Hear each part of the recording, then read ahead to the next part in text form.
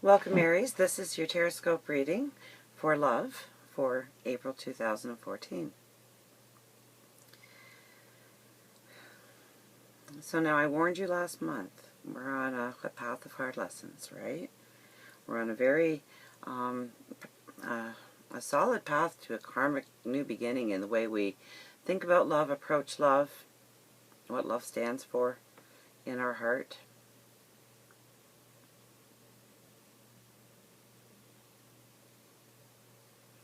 And we had the Five of Swords last week. Okay? Honesty, integrity, clarifying truths.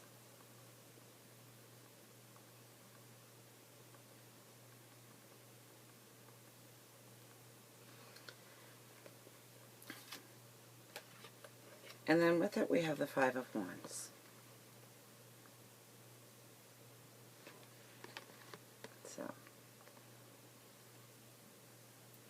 So this energy is still starting off the month for us.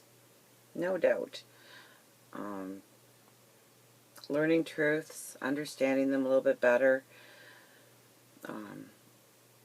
staying honest and true, keeping your integrity intact, not doing anything for the shock value. If you want to be truthful with your partner or somebody that you want to get to know, really think of the end result.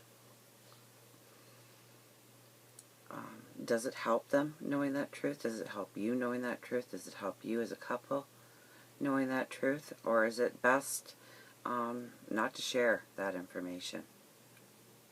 Because if nobody gains value out of it, nobody gains value, then it's really a negative way to stay in a relationship or to start one. So this month, as we move on, we have the Five of Cups and the Four of Cups.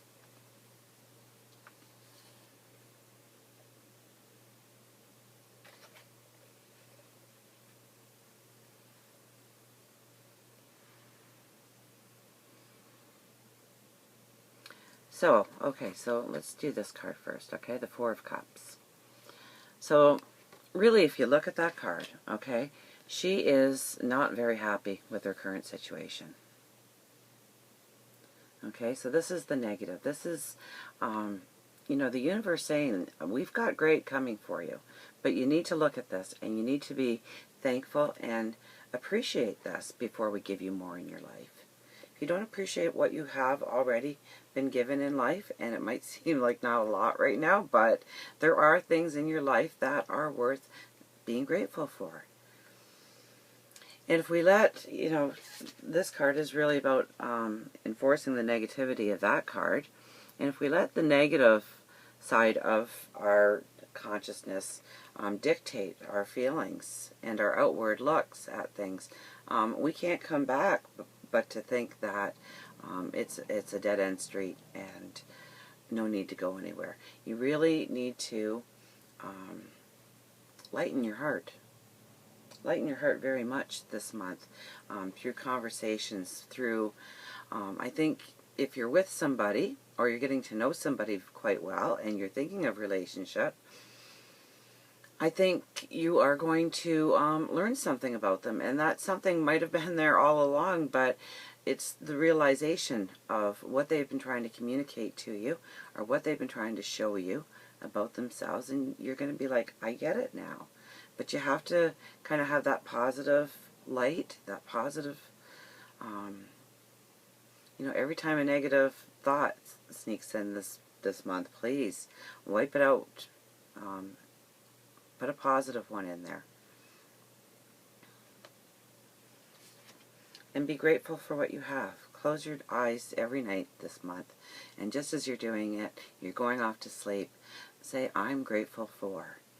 And just think of one or two things fast in your mind. And it might be, I'm grateful that this day is over. I mean, we all have days like that. But this really warns that you could get really a down feeling, and that doesn't necessarily have to be there. Just because we're in a path of lessons doesn't mean we can't celebrate moments and have happiness and joy in relationships and love.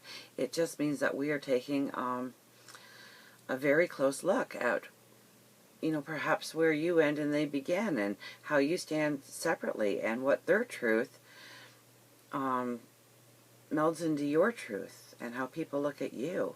And you might embrace it, or you might go, I didn't realize. Because sometimes when we're in a relationship, we give a little bit, and then we give a little bit, and we give a little bit, and all of a sudden it's like, wow, I really don't like where we've gotten. So you need to back up in the relationship then, and have some conversations, and reconnect. But it's really about you and your perception and your understanding, and clarifying your understanding of everything. You might think things one way, and through this couple of weeks coming up for sure, you are going to get a new sense of a new truth about the same old situations that you've been living, maybe. Or if you're not with somebody, you might be realizing a new truth about perhaps a past relationship, and how you handled the situation, or what you would thought might have gone wrong in that relationship, or what you did wrong, although you didn't do anything wrong. It was supposed to happen that way, for goodness sakes. We have the Eight of Swords and the Seven of Wands. So this is very much about getting to know your truest feelings about love, relationships, your values, what you stand for, and what you want the other person to stand for in order to complete you. So this is all your thoughts, but I mean, when you look at this card, it's so easy to pull those swords out of the ground. It's not really holding you back. It's your thoughts that are holding you back. And the more time you spend in meditation and talking to God, your universe, your spirit guides, and your angels, and saying, so what are my values? Help me work through this. I'm having this problem in my relationship. I'm seeing it this way. How do I need to look at it? Give me new eyes. Because I see that if you do that, you're really going to be standing in your truth. Okay? Those, that circle of swords has now turned into some sticks on the ground that look pretty easy to get through. Pretty easy indeed. And then you can turn upon your new path and go forward. So you're almost there. And these cards really talk to it. The King of Pentacles. Okay, at the end of this lesson period, you're going to be sitting in a new truth with brand new ideas, or ideal of what your life should be, in a love path, in a relationship path, what you want. The rainbow is going to come down upon you. Make no doubts about it. Is it a couple of months down the road? Absolutely it is.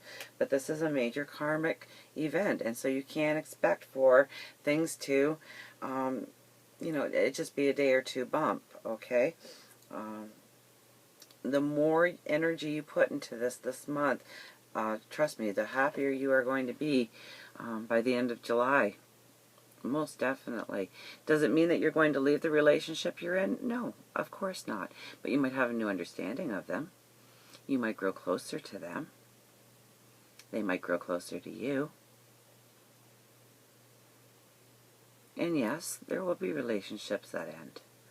How can there not be with this kind of intense searching? So we have the Death card, and this is just a beautiful card because this is the new you, the true you, the one that stands in your light. And right now you are in your cocoon, but soon you are going to rise out as a butterfly, or the phoenix rising out of the ashes. So I think I even made mention of that in the Daily Focus, either today or yesterday, day before. I guess it depends on when you're watching this video.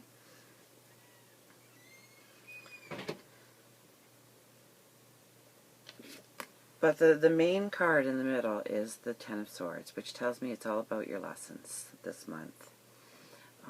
Not the most beautiful card to pull in a relationships reading or a love scope, but you have to remember these are your lessons that are behind you, not in your back. There is absolutely no blood here.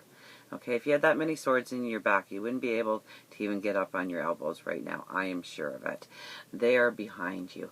The light is coming down. You're going to be reaching the finish line, and thank goodness when you do, because you're crawling over it, and I understand that. My heart does go out for you. Is everybody feeling this way? I would think to some extent or another, depending on, I believe, that where the stars are and the planets are. Really defines on how much of this path you are feeling intensely, and how much of, you're kind of getting the hints of it. Let's pull you a romance card. So, positive, grateful, practice being grateful. It's really an understanding about you and your truth and your values, and a little bit of how they stand in it, but more so I think it is how it relates to you, how it reflects on you, and does it give you balance? It's about your balance this month. So if you're not in a relationship, yes, you could very well be pulled towards somebody, but I think it would be more of somebody to enlighten you on a lesson that you need to learn.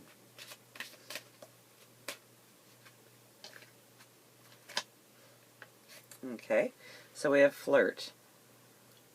Extend your lightheartedness energy to others. So, I guess this is the angels coming in and clarifying that you need to lighten your heart. You need to enjoy the moment. Don't worry so much about yesterday. Don't worry so much about tomorrow. Look at today and the very moment you're in. And I think it's a lot easier to find cause for celebration when you can block out everything and just live in that moment and let your light shine. So work on that heart chakra and let your light shine. And